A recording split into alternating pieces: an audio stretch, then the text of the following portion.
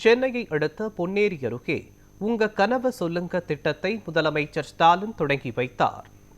அரசு திட்டங்களின் தற்போதைய செயல்பாட்டு நிலை குறித்து பொதுமக்களின் கருத்தினை அறியும், மக்களின் எதிர்கால கனவுகள் மற்றும் தேவைகளை கண்டறியவும் உங்க கனவு சொல்லுங்க திட்டத்தை தமிழக அரசு கொண்டு வந்துள்ளது. இதனை சென்னையை அடுத்த பொன்னேரி அருகே பாடியநல்லூரில் முதலமைச்சர் ஸ்டாலின் தொடங்கி வைத்தார். இத்திட்டத்தின் கீழ் தமிழகம் முழுவதும் உள்ள 1.91 கோடி குடும்பங்களை தன்னார்வலர்கள் மூலம் நேரில் சந்தித்து அவர்களுடைய தேவைகள், கனவுகள் மற்றும் கோரிக்கைகள் அறியப்பட உள்ளன. திட்டத்தை தொடங்கி வைத்து பேசிய முதலமைச்சர் ஸ்டாலின், மக்களுக்கு தேவையானவற்றை அரசு நிறைவேற்றி வருவதாக கூறினார். தேர்தல் வாக்குறுதிகளில் சொல்லாத திட்டங்களையும் செயல்படுத்தி இருப்பதாகவும் முதலமைச்சர் ஸ்டாலின் தெரிவித்தார்.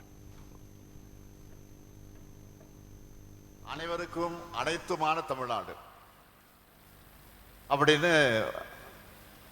7 வாக்குறுதிகளை நான் வழங்கியிருந்தேன். இது என்னுடைய கனவுகள்னு சொல்லி அந்த வாக்குறுதி தந்தேன். இதையெல்லாம் இப்போ நாம நிறைவேற்றிட்டு இருக்கோம். சொன்னதை செய்கிறவன் தான் உங்கள் முன்னாலே நின்று கொண்டிருக்கக்கூடிய இந்த ஸ்டாலின். பொருளாதாரத்தை உயர்த்துவோம்னு சொன்னேன். இன்னைக்கு நம்ம தமிழ்நாடு தான் 11.19 விழுக்காடு வளர்ச்சியோட இந்தியாவிலேயே பெஸ்ட் மாநிலமா இருக்கு. இந்தியாவுக்குள்ள இன்வெஸ்ட்மெண்ட் பண்ணணும்னு எந்த நிறுவனமாவது நினைச்சா அவங்களுடைய ஃபர்ஸ்ட் சாய்ஸா தமிழ்நாடு தான் இருக்கு. அதே போல விவசாயத்துக்கும்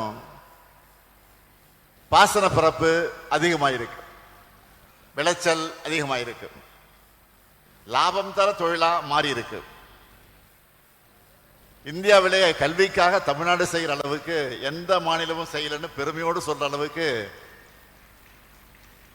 மாதிரி பள்ளிகள், முதலமைச்சரின் காலை உணவு திட்டம், இல்லந்தடி கல்வி, புதுமை பெண் தமிழ் புதல்வன், நான் முதல்வன் செயல்படுத்திக்கிட்டு இருக்கோம்.